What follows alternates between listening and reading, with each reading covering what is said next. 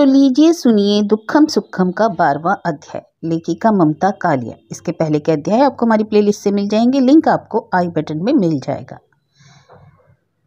मथुरा में इन दिनों बड़े परिवर्तन हो गए थे। आजादी के साथ ही वहां नए निर्माण का दौर आया। लाला नत्थीमल अब समय की चाप पहचान रहे थे।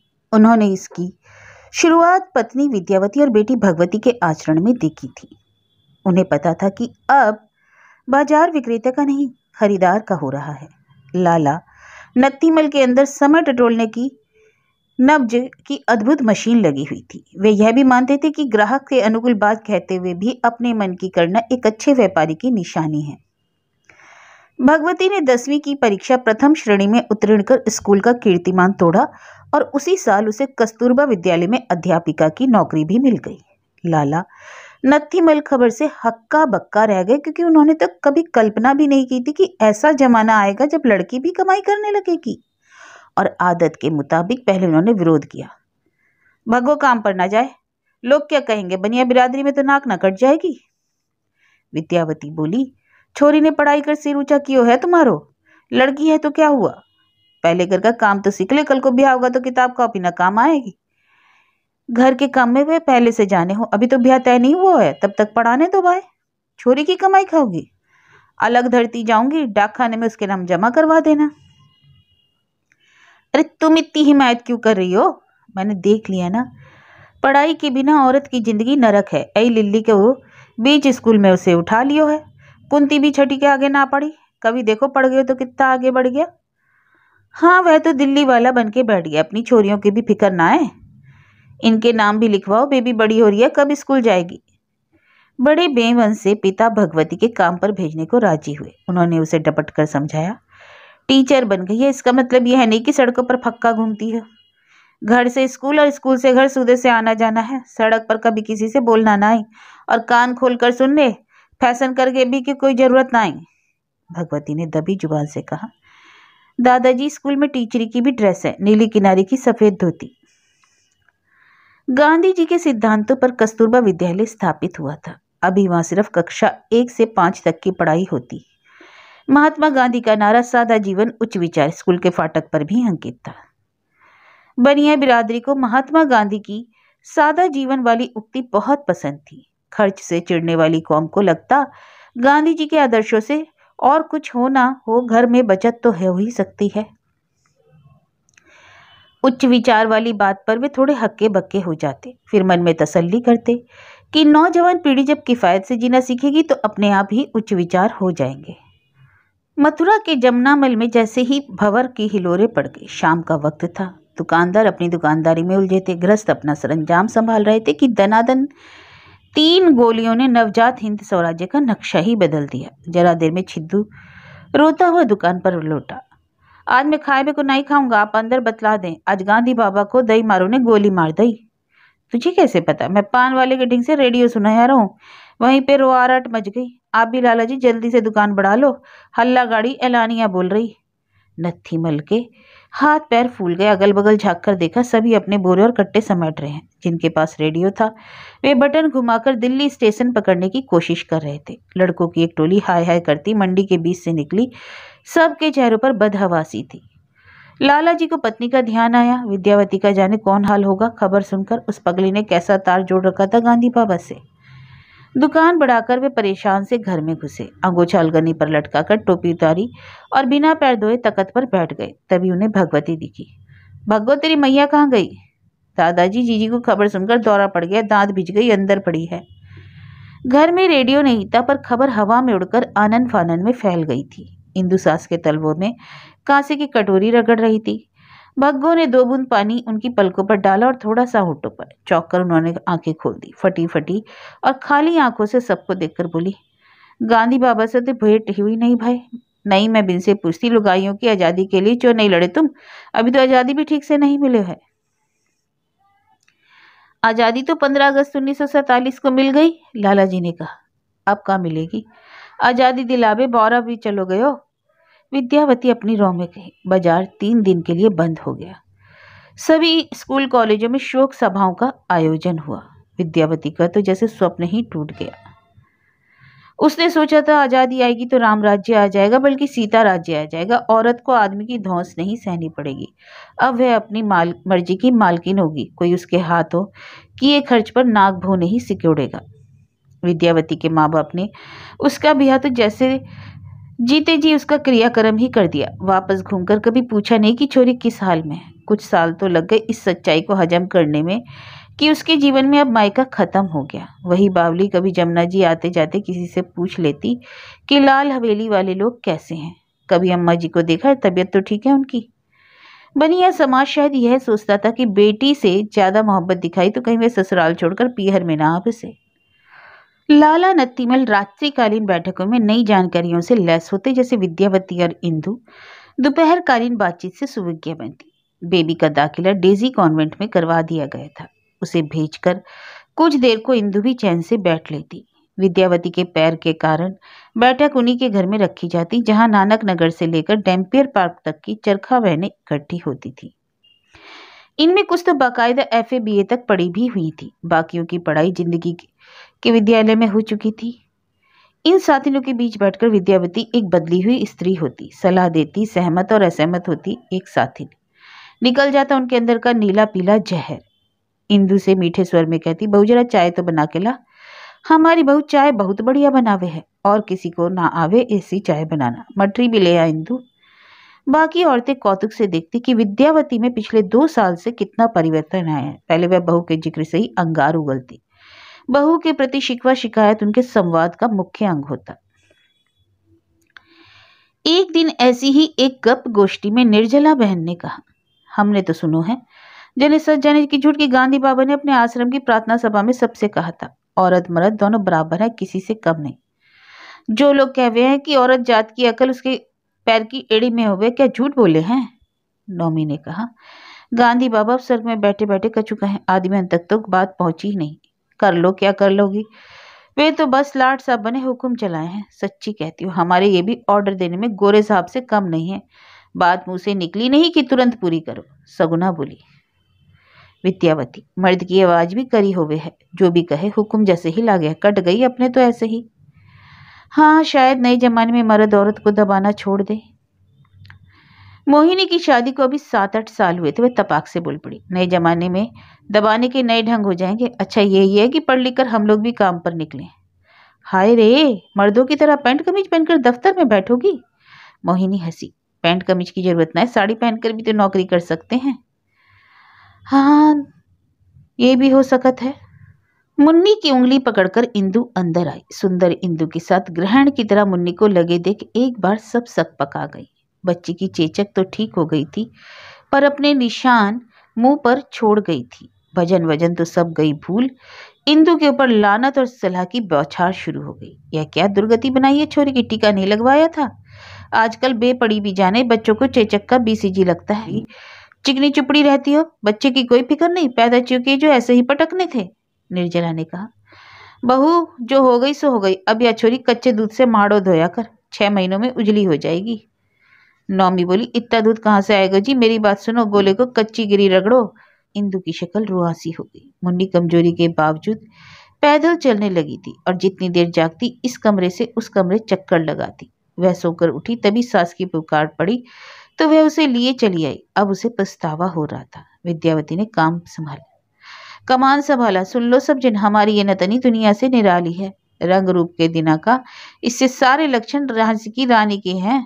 हथेली से चीटे जे मार दे, पानी मांगो तो छोटी सी लुटिया में डगमग डगमग दादी के पास ले आए।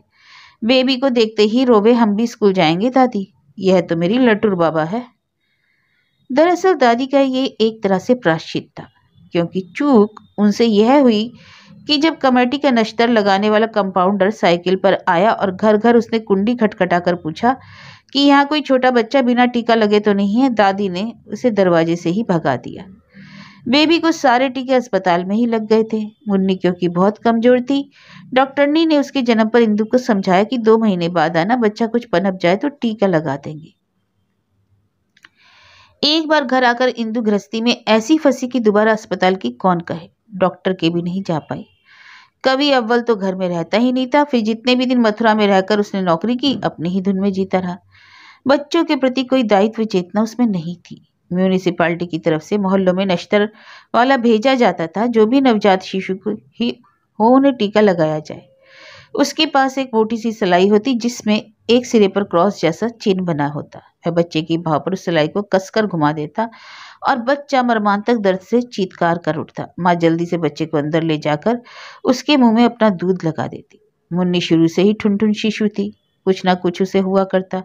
कभी फोड़े फिंसू तो कभी कुकुर खांसी या कभी बुखार तो कभी नाक चल जाती। विद्यावती ने नश्तर वाले की आवाज सुन हर बार यही कहा, रहने दे बहू, छोरू का दम तो पहले ही निकला पर है, दो घाव मत करवाना। इंदु ने भी नादानी में यही सोचा कि टीके के बाद जो 4 दिन बुखार चढ़ेगा तो संभालेगा कौन। उसकी चेचक को लेकर दादी और माँ दोनों को मलाल था। तभी बेबी स्कूल से आ गई। जैसे कमरे में पुनू का चांद निकल आया। छोटी सी बेबी का सौंदर्य इंदु से भी 5 कदम आगे था। गोरा उजला रंग, तीखे नाक नक्श, अभी से लंबे बाल, ठुमक भरी चाल और शोक बातें उसके हर किसी का लाडला बना देती। कभी काली मखमल की फ्रॉक में वह अद्भुत लग रही थी। इधर तो आ मेरी बीबिया, आज का सिक्का ही सुने तो, दादी ने उसे अपने से चिपटा कर पूछा। बेबी ने बस्ता उतार फौरन सुनाना शुरू कर दिया। कविता के साथ साथ बेबी के नन्हे नन्हे हाथों का अभिनय बहुत सजीव था। उसकी याददाश्त इतनी तेज थी कि एक बार में उसे पूरी कविता और कहानी याद हो जाती थी। स्कूल से लौटकर वह देर तक दादी को बताती कि स्कूल में क्या हुआ, और समय जैसे पंख लग गए थे। इधर बेबी ने कच्ची पक्की पास की, उधर मुन्नी का भी दाखिला हो गया। दाखिले के वक्त पूछा गया कि लड़की का नाम क्या है। अब तक घर परिवार में मुन्नी के सिवा कोई नाम सोचा ही नहीं था। जब इंदु के आगे दाखिले का फॉर्म आया तो उसने यूं ही लिख दिया मनीषा। इस प्रकार मुन्नी का नाम मनीषा दर्ज हो गया। घर में दादी ने बहुत तेरी फैल मचाई। ज्योतिया का सूजी मुन्नी का नामकरण डाला, ना नौबत बची, ना पंडित आया, न सीधे न नाम रखा दिया। अब इंदु भी तेज हो गई थी। उसने कहा, जब सिस्टर ने मुझसे पूछी, मैं उठकर घर में दौड़ी दौड़ी आती, जो मेरे मन में आया मैंने रख दिया। मैं तो उसे मुन्नी ही बुलाऊंगी, दादी ने मुनादी कर दी। मुन्नी के चेहरे के दाग अब काफी हद तक हल्के पड़ गए थे, लेकिन उसके स्वास्थ्य की निर्बलता जाहिर होती रहती। वह बहुत धीरे धीरे शिक्षित हो रही थी। डेजी कॉन्वेंट का अनुशासन कठोर था। एक दिन मुन्नी ने घर से लाया संतरा 4 बच्चों के बीच बांट दिया। सब ने संतरा खाकर छिलके इधर उधर फेंक दिए। तभी सिस्टर ने देख लिया और डांट लगाई, छिलके कहाँ डालना मांगता, डस्टबिन में, come on, pick this up. बच्चे इतनी अंग्रेजी नहीं समझते थे। उन्होंने अंदाज लगाया और छिलके उठाकर कूड़े के डिब्बे में डाल दिया। मनीषा के बाल मन पर शब्द ने अमिट छाप बना ली, डस्टबिन माने कूड़ेदान। स्कूल में रोज कुछ ना कुछ नया सीखने को मिलता, इसलिए मनीषा को स्कूल घर से ज्यादा अच्छा लगने लगा। सुबह सोकर उठते ही वह स्कूल के लिए तैयार होकर बैठ जाती। नानक नगर में बिजली की लाइन आ जाने से घर में बिजली का उजाला हो गया था। सभी को आराम हो गया था। हालांकि लाला जी की मितव्ययता के चलते सभी जगह 15 और 25 पावर के बल्ब लगाए गए थे। सिर्फ बाहरी बैठक में 40 पावर का बल्ब लगा था। अब दादाजी को चिल्लाने का मौका तब मिलता जब घर के किसी कमरे में बिजली खुली दिख जाती। दिन रात लट्टू पुक रहे, मेरे रुपए को चूरन बनाया जा रहा है, बहू भागकर बत्ती तो बंद कर दे। अगर रात में चौक में बिजली जली देखते तो कहते, इतनी अबेर ब्यालू बनाने की क्या जरूरत, पहले से ही सांझ ब्यालू बना के रखती तो कि नहीं, रुपए तो का तो भूस उड़ गया। विद्यावती समझाती, घर में 3 कमाने वाले हैं, तुम्हारा ही तो खर्च नहीं हो रहा। लाला नत्थीमल कहते, बेटे बेटे की कमाई मेरे जीते जी खर्च करियो मती, ये का कमाएंगे जो मैंने कमायो है, फिर भी रुपया देख के बरतो। एक शाम लाला नत्थीमल के घर में थे कि पुलिस विभाग का एक आदमी आया। उसने बैठते ही लाला जी से सवाल किया, आपका नाम, आपकी पत्नी का नाम, मकान नंबर, कितने बच्चे हैं। लाला जी ने अपनी तेज नजर से उसे देखा। क्यों जी, सब पूछने का कौन मतलब है, हम तुम्हें क्यों बताएं हम कौन हैं। उस आदमी ने पहचान पत्र दिखाया। उसे पुलिस विभाग का ठप्पा लगा था। उस आदमी का नाम और फोटो था। उसने कवि मोहन के बारे में पूछताछ करनी शुरू की। उसे सबूत की तलाश थी। लाला जी आशंकित हो गए, कहीं किसी गलत काम में तो कभी पकड़ा नहीं गया। उन्होंने अंदर जाकर कागज टटोले। विद्यावती ने पूछा, कौन है। विविधा आई है और का, उन्होंने कहा, और अलमारी की दराज में खकोड़ते रहे। आखिर उन्हें उनके हाथ पुराना राशन कार्ड लगा जिसमें बच्चों के नाम लिखे थे। हिम्मत कर उन्होंने सब इंस्पेक्टर से पूछा, हमारा लड़का पे कोई मुसीबत तो ना आई। नहीं जी, ये तो सरकारी नौकरी का मामला है। अब जाकर नत्थीमल सहज। उन्होंने कहा, बैठो, पानी वानी पियो, लड़के की पोस्टिंग हो जाने दीजिए, मिठाई खाने आऊंगा, उसने कहा और चला गया। उस दिन लाला जी रह रहकर कवि को याद करते रहे। ऐसा दिल्ली वाला बनो कि हमें तो कछु समझे ही नहीं। सरकारी नौकरी के लिए अर्जी लगाई, हमें कुछ खबर ही नहीं। पुलिस पूछताछ करेगी, हमें पता ही नहीं, ना चिट्ठी पत्री, बस मुंह उठाकर दिल्ली चल दिए। खुशी की एक क्षीण लहर इंदु के मुंह पर आई, पर गायब हो गई। उसने सोचा, भले ही यह लाट कलेक्टर हो जाए, हमें तो यहीं नरक में सड़ना है। पिछले काफी समय से इंदु का जी उखड़ा उखड़ा रहता था। उसे लगता जैसे वह जमुना की मझधार में फंसी है। उसके लिए न कुल है न किनारा। पति रूपी पतवार उसके हाथ से छूटी जा रही है। अली पर ससुराल का जाल जंजाल है, पल्ली पर मायके का मृगजाल। माँ बाप के मर जाने के बाद मायके में भाइयों की जगह भाभियों का रास्ता। वहां उसकी रसोई मुश्किल थी। ससुराल में जान खपाई के सिवा कुछ नहीं था। वह सोचती, क्या स्त्री के लिए तीसरी कोई जगह नहीं होती जहां वह जाकर अपना मन हल्का कर ले। उसकी तो सहेलियों की संख्या भी नगण्य थी। ले देकर उमाती वह कभी आ जाती तो दोनों सखियां ऊपर कवि के कमरे में जा बैठती। दोनों की समस्या विलोम थी। उमा अपने पति दीपक बाबू के प्रेम अतिरेक से घबराई रहती, तो इंदु विरह अतिरेक से। जब बच्चे आसपास नहीं होते तो उमा बताती, मैं तो रात जगहों से तंग आ गई हूँ। दिन में बच्चे सोने नहीं देते, रात को ये ऐसा लगता है जब से ब्याह हुआ है मैं तो सोई ही नहीं। इंदु कहती, सोने का मामला तुम्हारे पास रहता है, सेवन करके सो जाया करो। इनकी धींगा मस्ती बंद हो तो सो ना, सारे 84 आसन करने होते हैं इन्हें। किसी दिन बिरजो या माधव मेरे से चिपट जाते हैं कि मम्मा आज तुम्हारे पास सोएंगे, तो ये बच्चों को ऐसी डांट लगाते कि बच्चे रुआसे हो जाते हैं। इंदु गहरी सांस भरती, लगता है मेरा ब्याह तो बच्चों के साथ सोने को ही हुआ है। कभी इंदु चाय बनाने नीचे आती तो विद्यावती उसे घूर कर देखती, फिर घुड़की देती, ऊपर बैठी क्या कर रही है दोनों जनी। इंदु उमा को अब घर जाए लेने दे, बाकी अम्मा जी परेशान हो रही होगी। इंदु का मुंह बन जाता, वह मन ही मन बड़बड़ा रहा थी। उसकी अम्मा जी तो नहीं, पर आप जरूर परेशान हो रही हैं। विद्यावती को शक रहा था कि जरूर दोनों बहुएं मिलकर अपनी अपनी सास की निंदा कर रही होंगी। एक बात और यह है कि उमा की ससुराल बहुत मालदार थी। वह हमेशा कोई न कोई नया गहना पहनकर आती, और जबकि इंदु के समस्त गहने पुराने और पारंपरिक थे, वे भी ससुर की तिजोरी में रखे हुए। वह केवल गले में पतली सी लड़ और कानों में हल्के टॉप्स पहने रहती। उसके ब्याह में बड़े सुंदर मीनाकारी छन आए थे, जो सास ने पहले ही हफ्ते उतरवा कर रखवा लिए। कहीं उनका पेच खुल गया, कलाई से गिर जाएंगे। सास को लगता उमा उनकी बहू को बिगाड़ ना दे, और उमा थोड़ी दबंग भी थी। वह किसी की ज्यादा परवाह नहीं करती थी। जाते समय इंदु से कहती, मैं 2 बार आ चुकी, अब तुम्हारी बारी है चक्कर लगाने की। इंदु डरकर अपनी सास का मुंह ताकती। उमा कहती, जीजी 2 घंटे बच्चे संभाल लेंगी और क्या। उसके जाने के बाद विद्यावती कहती, ये लोहे वाले की बहू तो बड़ी जबर है, सयाने आदमी का कोई लिहाज नहीं आकी आंखों में, तभी तो जरा सी आजादी मिली हुई है। इंदु मुंह ही मुंह बड़बड़ाती। लिहाज करके उसने अपनी जिंदगी तो C क्लास कैदी की बना ही ली थी।